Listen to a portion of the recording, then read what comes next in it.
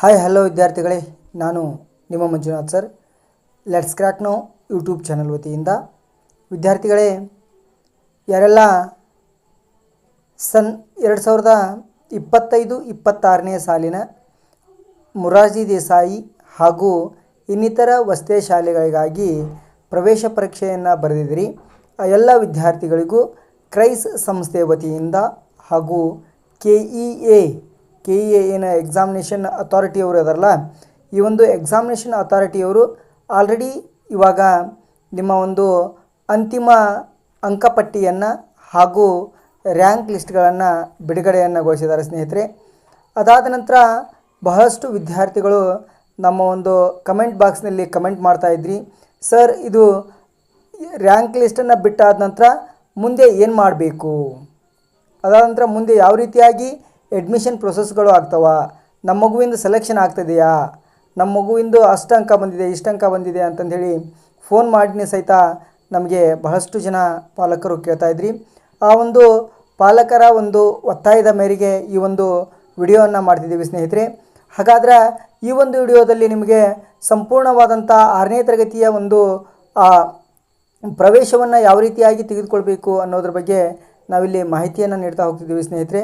So ಹಾಗಾದರೆ ಈ ಒಂದು ಮೊರಾರ್ಜಿ ದೇಸಾಯಿ ಹಾಗೂ ಇನ್ನಿತರ ವಸತಿ ಶಾಲೆಗಳಿಗಾಗಿ ತಾವೇನು ಈ ಒಂದು 6ನೇ ತರಗತಿಯ ಪ್ರವೇಶ ಪರೀಕ್ಷೆಯನ್ನು ಬರೆದಿದ್ರಿ, ಅದರ ಒಂದು ರ್ಯಾಂಕ್ ಲಿಸ್ಟು ಹಾಗೂ ಅಂತಿಮ ಅಂಕಗಳನ್ನು ಈಗಾಗಲೇ KEA ಅವರು ಅಂದರೆ ಎಕ್ಸಾಮಿನೇಷನ್ ಅಥಾರಿಟಿಯವರು ಸೊ ನಿಮಗೆ ಬಿಡುಗಡೆಯನ್ನು ಮಾಡಿದ್ದಾರೆ ಸ್ನೇಹಿತರೆ. ಸೊ ಹಾಗಾದರೆ ಮುಂದಿನ ಪ್ರೊಸೆಸ್ ಏನಪ್ಪ ಅಂತಂದರೆ ವಿದ್ಯಾರ್ಥಿಗಳೇ, ನಿಮಗೆ ಇದೇ ತಿಂಗಳು ನನ್ನ ಒಂದು ಊಹೆಯ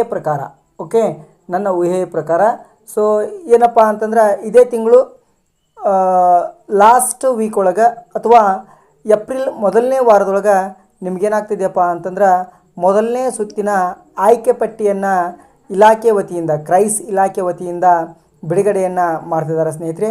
ಸೊ ಹಾಗಾದರೆ ಸರ್ ಅದು ಹೆಂಗೆ ಗೊತ್ತಾಗತ್ತಾ ನಿಮ್ಗೆ ಅಂತಂದ್ರೆ, ಸೊ ಕ್ರೈಸ್ ಇಲಾಖೆಯವರು ಯಾವೆಲ್ಲ ಮಕ್ಕಳು ಮೊದಲನೇ ಸುತ್ತಿನಲ್ಲಿ ಅಂದರೆ ನಿಮ್ಮ ಒಂದು ರ್ಯಾಂಕಿನ ಆಧಾರದ ಮೇಲೆ, ಸೊ ಆಲ್ರೆಡಿ ಇವಾಗ ಮಾರ್ಕ್ಸ್ ಮಾತಾಡೋದು ಇದು ಆಗಿದೆ ಸ್ನೇಹಿತರೆ. ಯಾಕಂತಂದರೆ ಮಾರ್ಕ್ಸ್ ತಕ್ಕಂಗೆ ಕ್ರೈಸ್ ಅವರು ಏನು ಮಾಡಿದಾರಪ್ಪ ಅಂತಂದ್ರೆ ರ್ಯಾಂಕ್ ಲಿಸ್ಟ್ಗಳನ್ನು ಬಿಡುಗಡೆ ಮಾಡಿದ್ದಾರೆ.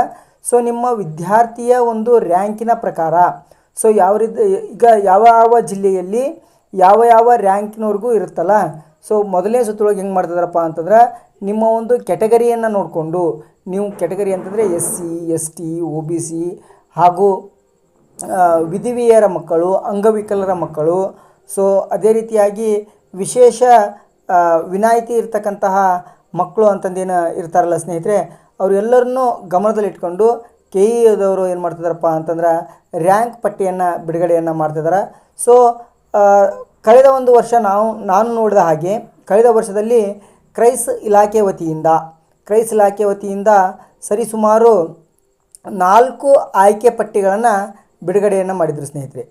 ಸೊ ನನ್ನ ಅನಿಸಿಕೆ ಪ್ರಕಾರ ಈ ವರ್ಷವೂ ಸಹಿತ ಕ್ರೈಸ್ ಇಲಾಖೆಯವರು 4 ಅಂಕಪಟ್ಟಿಗಳನ್ನು 4 ಆಯ್ಕೆಯ ಒಂದು 4 ವಿಧದಲ್ಲಿ 4 ಪಟ್ಟಿಯನ್ನು ಬಿಡುಗಡೆ ಮಾಡ್ತಿದಾರ ಅಂತಕ್ಕಂಥದ್ದು ಊಹೆಯಾಗಿದೆ ಸ್ನೇಹಿತರೆ. ಸೊ ಹಾಗಾದರೆ ಇಲ್ಲಿ ನಿಮ್ಗೆ ಮೇಜರಾಗಿ ತಿಳ್ಕೊಳ್ಬೇಕಾಗಿದ್ದು ಏನಪ್ಪ ಅಂತಂದರೆ, ಕ್ರೈಸ್ ಇಲಾಖೆ ವತಿಯಿಂದ ಮೊದಲನೇ ಸುತ್ತಿನಲ್ಲಿ ನೀವೇನಾದರೂ ಸೆಲೆಕ್ಷನ್ ಆಗಿದ್ದರೆ ನಿಮ್ಮ ಜಿಲ್ಲೆಗೆ ಸಂಬಂಧಪಟ್ಟ ಹಾಗೆ, ಸೊ ಈ ಒಂದು ಕ್ರೈಸ್ ಇಲಾಖೆಯವರು ಏನು ಮಾಡ್ತಿದ್ದಾರಪ್ಪ ಅಂತಂದ್ರೆ ಜಿಲ್ಲಾವಾರು ಮೆರಿಟ್ ಲಿಸ್ಟನ್ನು ತೆಗೆದುಕೊಂಡು ಅದರಲ್ಲಿ ಮೊದಲನೇ ಸುತ್ತು, 2ನೇ ಸುತ್ತು, 3ನೇ ಸುತ್ತು ಮತ್ತು 4ನೇ ಸುತ್ತಿನಲ್ಲಿ ಮಕ್ಕಳ ಒಂದು ಆಯ್ಕೆಯನ್ನು ಮಾಡ್ಕೊಳ್ತಿದ್ದಾರೆ. ಸೊ ಇದರಲ್ಲಿ ಮೊದಲನೇ ಸುತ್ತಿನಲ್ಲಿ ಯಾವೆಲ್ಲ ಮಕ್ಕಳಿದ್ದೀರಿ, ಸೊ ನನ್ನ ಅನಿಸಿಕೆ ಮೊದಲನೇ ಸುತ್ತು ಅಂದಾಕ್ಷಣ ನಿಮ್ಮ ಒಂದು ರ್ಯಾಂಕ್ ಲಿಸ್ಟ್ 1ರಿಂದ ಒಂದು 300ರವರೆಗೂ ಮೊದಲನೇ ರ್ಯಾಂಕ್ ಲಿಸ್ಟಲ್ಲಿ ಬರ್ಬೋದು ಅಂತ ಅಂದ್ಕೊಳ್ತಿದ್ದೀನಿ. ಆದರೆ ಇದು ಏನಾಗ್ತೈತಪ್ಪ ಅಂತಂದ್ರೆ ನಿಮ್ಮ ಒಂದು ಮೀಸಲಾತಿಯ ಮೇಲೆ ಹೋಗುತ್ತೆ. ಮೀಸಲಾತಿ ಅಂದರೆ SC ST OBC ವಿಧವೆಯರ ಮಕ್ಕಳು, ಅಂಗವಿಕಲರ ಮಕ್ಕಳು ಮತ್ತು ಅದೇ ರೀತಿಯಾಗಿ ವಿಶೇಷ ವಿನಾಯಿತಿ ಇರ್ತಕ್ಕಂಥ ಮಕ್ಕಳು ಅಂತಂದು ಏನಿದ್ರಲ್ಲ, ಸೊ ಅವೆಲ್ಲ ನಿಮ್ಮ ಏನು ಮೀಸಲಾತಿಗಳದಾವಲ್ಲ ಆ ಮೀಸಲಾತಿ ಮೇಲೆ ಈ ಒಂದು ರ್ಯಾಂಕ್ ಪಟ್ಟಿ ಬಿಡುಗಡೆ ಆಗುತ್ತೆ ಸ್ನೇಹಿತರೆ. ಸೊ ಇದ್ರ ಜೊತೆಗೆ ಇನ್ನೊಂದು ಬಹಳಷ್ಟು ವಿದ್ಯಾರ್ಥಿಗಳು ಹಾಗೂ ಪಾಲಕರು ಗೊಂದಲಕ್ಕೆ ಒಳಗಾದಂಥ ಒಂದು ಸಂಗತಿ ಯಾವುದಪ್ಪ ಅಂತಂದ್ರೆ, ಸರ್ ನಾವು ಇವಾಗ ಏನು ಆ ಒಂದು ಅಪ್ಲಿಕೇಶನ್ ಫಾರ್ಮಲ್ಲಿ ಹಾಕಿದ್ದೇವಲ್ಲ, ಅದೇ ಶಾಲೆಯೇ ಸಿಗುತ್ತಾ ನಮಗೆ? ಸೊ ಇದಕ್ಕೊಂದು ನನ್ನ ಒಂದು ನಿಮ್ಗೆ ಸಜೆಷನ್ ಏನಪ್ಪ ಅಂತಂದ್ರೆ, ಸೊ ಇದು ನೀವು ಆಯ್ಕೆ ಮಾಡಿರ್ತಕ್ಕಂಥ ಶಾಲೆ ಸಿಗುತ್ತಾ, ಆದ್ರೇನಪ್ಪ ಅಂತಂದ್ರೆ ನಿಮ್ಮ ಮಗು ರ್ಯಾಂಕ್ ಲಿಸ್ಟಲ್ಲಿ ಇದ್ದಾಗ ಮಾತ್ರ. ಓಕೆ, ಹೈಯೆಸ್ಟ್ ರ್ಯಾಂಕ್ ಲಿಸ್ಟಲ್ಲಿ ಇದ್ದಾಗ ನೀವು ಆಯ್ಕೆ ಮಾಡಿರ್ತಕ್ಕಂಥ ಶಾಲೆ, ಅಂದರೆ ನೀವೇನು ಇವಾಗ ಅರ್ಜಿ ಫಾರ್ಮನ್ನು ತುಂಬುವಾಗ ಮೊದಲನೇ ಆದ್ಯತೆ, ಎರಡನೇ ಆದ್ಯತೆ, ಮೂರನೇ ಆದ್ಯತೆ, ನಾಲ್ಕನೇ ಆದ್ಯತೆ ಮತ್ತು ಐದನೇ ಆದ್ಯತೆ ಅಂತಂದೇನೆ ಏನು ಆದ್ಯತಾ ಶಾಲೆಗಳನ್ನು ನೀವು ನೀಡಿದಿರಿ. ಆ ಆದ್ಯತಾ ಶಾಲೆಯ ಆಧಾರವನ್ನಾಗಿಟ್ಕೊಂಡು ನಿಮಗೆ ಆ ಒಂದು ಶಾಲೆಗಳನ್ನು ಕೊಡ್ತಾರೆ ಸ್ನೇಹಿತರೆ.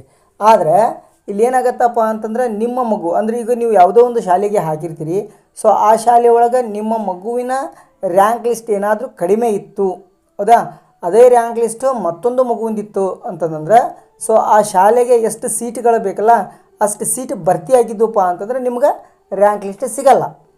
ಇನ್ ಕೇಸ್ ಏನಾದರೂ ಅಲ್ಲಿ ಇತ್ತಪ್ಪ ಅಂತಂದ್ರೆ, ಸೊ ನೀವೇನು ಇವಾಗ ಆ ಆದ್ಯತಾ ಪಟ್ಟಿಯನ್ನು ಬಿಡುಗಡೆ ಮಾಡಿದ್ರೆ, ಆ ಆದ್ಯತಾ ಪಟ್ಟಿ ಒಳಗೆ ಏನು ನೀವು ಇದನ್ನು ಮಾಡಿದಿರಿ, ಶಾಲೆಯನ್ನು ಚೂಸ್ ಮಾಡಿದಿರಿ, ಆ ಶಾಲೆ ಇತ್ತು ಅಂದರೆ ಕೊಡ್ತಾರೆ. ಅಂದರೆ ಕೌನ್ಸ್ಲಿಂಗ್ ಹೋಗೋಣ ಅಂದರೆ ನನ್ನ ಹಿಂದಿನ ಒಂದು ವಿಡಿಯೋದಾಗ ಹೇಳಿದ್ದೆ ನಿಮಗೆ ಏನಪ್ಪ ಅಂತಂದ್ರೆ, ಇವಾಗ ರ್ಯಾಂಕ್ ಲಿಸ್ಟನ್ನು ಬಿಡುಗಡೆ ಮಾಡಿದಾರೆ ಮತ್ತು ಕ್ರೈಸ್ ಸಂಸ್ಥೆಯಿಂದ ಏನು ಮಾಡ್ತಿದಾರಪ್ಪ ನಿಮ್ಗೆ ಅಂದರೆ ಕೌನ್ಸ್ಲಿಂಗ್ ಲೆಟ್ರನ್ನು ಕಳಿಸ್ತಿದಾರೆ ಅಂತ ಹೇಳಿದ್ದೆ ನಾನು, ಹೌದಾ. ಸೊ ಹಾಗಾದರೆ ಆ ಕೌನ್ಸ್ಲಿಂಗ್ ಲೆಟ್ರಲ್ಲಿ ನಿಮ್ಮ ರ್ಯಾಂಕ್, ನಿಮ್ಮ ಮಗು ಇವಾಗ ಯಾವ ರ್ಯಾಂಕನ್ನು ತೆಗೆದುಕೊಂಡಿದ್ದಾನಲ್ಲ, ಸೊ ಆ ರ್ಯಾಂಕಿನ ಆಧಾರದ ಮೇಲೆ ನಿಮ್ಗೇನು ಸಿಗ್ತಿತ್ತಪ್ಪ ಅಂತಂದರೆ ಆ ಸೀಟ್ಗಳು ಅಲಾಟ್ಮೆಂಟ್ ಆಗ್ತಾ ಹೋಗ್ತದೆ ಸ್ನೇಹಿತರೆ. ಸೊ ಯಾರೂ ಭಯ ಪಡ್ತಕ್ಕಂಥ ಅವಶ್ಯಕತೆ ಇಲ್ಲ. ಯಾಕಪ್ಪ ಅಂತಂದ್ರೆ ಒಂದಿಲ್ಲ ಒಂದು ಕ್ರೈಸ್ ಸಂಸ್ಥೆಯ ಶಾಲೆ ನಿಮ್ಮ ಮಗುವಿಗೆ ಸಿಕ್ಕೇ ಸಿಗುತ್ತದೆ. ಸೊ ಕ್ರೈಸ್ ಸಂಸ್ಥೆಯವರು 4 ಅಂಕಪಟ್ಟಿಗಳನ್ನು, ಅಂದರೆ 4 ಸುತ್ತಿನ ಒಂದು ಆಯ್ಕೆಯನ್ನು ಮಾಡ್ಕೊಳ್ಳೋದ್ರಿಂದ ಆದಷ್ಟು ಎಲ್ಲ ಮಕ್ಕಳದು ಸೆಲೆಕ್ಷನ್ ಆಗ್ತದೆ. ಸೊ ಆದ್ರೆ ಒಂಚೂರು ಏನಪ್ಪ ಅಂತಂದರೆ ನಿಮ್ಮ ಒಂದು ಕ್ಯಾಟಗರಿ ಹಾಗೂ ಆ ಒಂದು ಮಗುವಿನ ಅಂಕಗಳನ್ನು ಗಮನಿಸ್ಕೊಳ್ಳಿ, ರ್ಯಾಂಕನ್ನು ನೀವು ನೆನಪಿಟ್ಕೊಳ್ಳಿ. ಸೊ ರ್ಯಾಂಕನ್ನು ನೆನಪಿಟ್ಕೊಂಡು ಆ ಒಂದು ಸಂದರ್ಶನಕ್ಕೆ ಹೋಗಿ ನಿಮ್ಮ ಒಂದು ಶಾಲೆಯನ್ನು ಆಯ್ಕೆ ಮಾಡಿಕೊಂಡು, ಸೊ ಆ ಶಾಲೆಗೆ ನಿಮ್ಮ ಮಗುವನ್ನು ದಾಖಲು ಮಾಡಬೇಕು. ಇವಾಗೇನು ನೀವು ಸಂದರ್ಶನಕ್ಕೆ ಹೋಗ್ತಿದ್ರಲ್ಲ, ಅಲ್ಲಿ ನಿಮಗೆ ಯಾವ ಶಾಲೆ ಅಂತಂದು ಹೇಳಿ ಆ ಶಾಲೆಯನ್ನು ಆಯ್ಕೆ ಮಾಡಿಕೊಂಡು ಅಲ್ಲೇ ಒಂದು ಫಾರ್ಮನ್ನು ಕೊಡ್ತಾರೆ. ಸೊ ಆ ಫಾರ್ಮನ್ನು ತೊಗೊಂಡು ಆ ಫಾರ್ಮ್ನಲ್ಲಿ ಇರುತ್ತೆ ನೀವು ಯಾವ ಯಾವ ದಾಖಲೆಗಳನ್ನು ಶಾಲೆಗೆ ಒದಗಿಸ್ಬೇಕು ಅಂತಂದೇಳಿ, ಅಂದರೆ ಕ್ರೈಸ್ ಶಾಲೆಗೆ ನೀವು ಯಾವ ಯಾವ ದಾಖಲೆಗಳನ್ನು ಒದಗಿಸ್ಬೇಕು ಅಂತ ಇರುತ್ತೆ.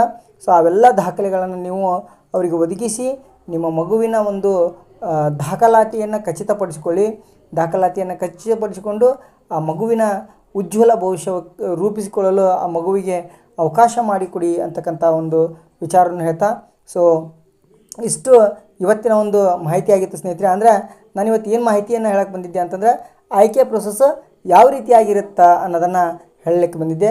ಸೊ ಇವತ್ತಿನ ಒಂದು ಮಾಹಿತಿಯನ್ನು ಇಲ್ಲಿಗೆ ಎಂಡ್ ಮಾಡ್ತಾ, ಸೊ ಮುಂದಿನ ಒಂದು ದಿನಗಳಲ್ಲಿ ಇನ್ನೊಂದು ಹೊಸದೊಂದು ಮಾಹಿತಿಯೊಂದಿಗೆ ಭೇಟಿ ಆಗ್ತೀನಿ ಸ್ನೇಹಿತರೆ. ಸೊ ಅಲ್ಲಿವರೆಗೂ ಈ ಒಂದು ಲೆಟ್ಸ್ ಕ್ರ್ಯಾಕ್ ನೌ ಯೂಟ್ಯೂಬ್ ಚಾನಲನ್ನು ನೋಡ್ತಾ ಇರಿ.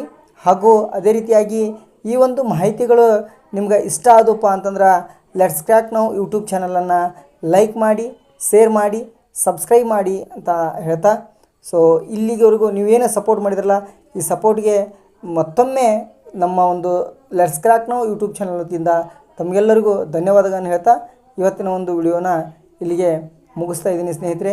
ಎಲ್ಲರಿಗೂ ಶುಭ ದಿನವಾಗಲಿ.